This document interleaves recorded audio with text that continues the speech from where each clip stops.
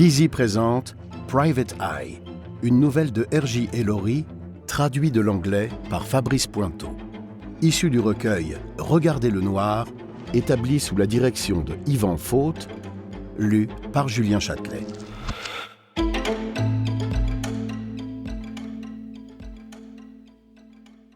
Ce n'est que lorsqu'il changea quelque chose à sa routine très prévisible que Raymond White s'aperçut à quel point celle-ci était prévisible. Étant donné la nature de son travail, une plongée infinie dans les entrailles de la nature humaine, les mensonges révélés, les faux semblants exposés, il était pleinement conscient du fait qu'il avait des ennemis.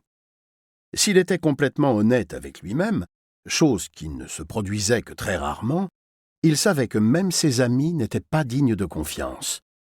Ceux-ci faisaient le même métier que lui, du journalisme d'investigation en freelance, et il n'aurait pas hésité à le trahir pour un article. Raymond était un poursuiveur d'ambulance, un chasseur de gros titres racoleurs, un homme condamné à vivre dans l'ombre. Depuis cet endroit, pensait-il, il pouvait plus efficacement mettre en lumière les défauts, les péchés et les crimes, à la fois réels et inventés, des autres. Tout le monde était brisé, il le savait, mais tous n'étaient pas brisés aux mêmes endroits, et certains l'étaient plus que d'autres.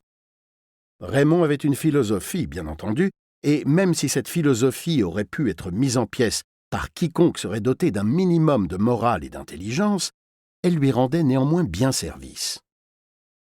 Raymond White savait qu'on ne pouvait pas faire confiance aux autres. Les gens étaient plus souvent mauvais que bons.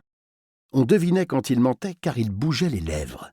Chacun arborait un visage pour le monde, et ce visage était presque toujours un masque.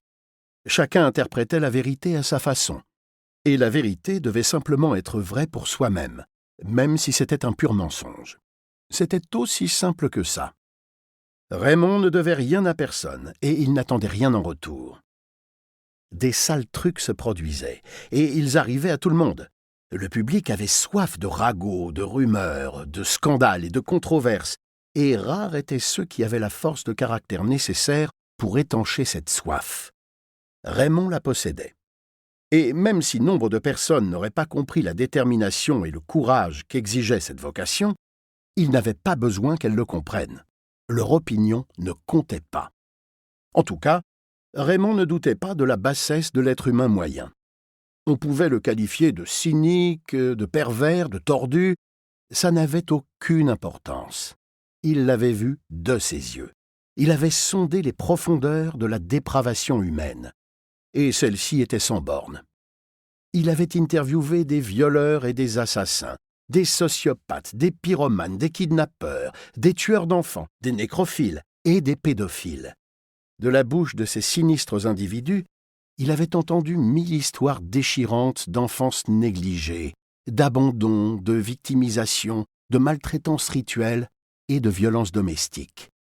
Mais ce n'étaient que des justifications, des tentatives pour atténuer et minimiser leur propre responsabilité dans les horreurs qu'ils avaient commises. Tout n'était que bruit et fureur. Mettez un homme en cage et il se jettera contre les barreaux et clamera son innocence. Mais Raymond savait, grâce à sa considérable expérience, que ceux qui protestaient le plus fort étaient les plus coupables de tous. Il avait tout vu, et il ne cherchait pas à faire la paix avec le monde, car celui-ci était noir, ombreux, rempli d'atrocités. Le problème était simple. Le monde était peuplé de gens, et ceux-ci étaient mauvais et fous, et ils empiraient chaque minute. C'était ainsi, et ça le serait à jamais.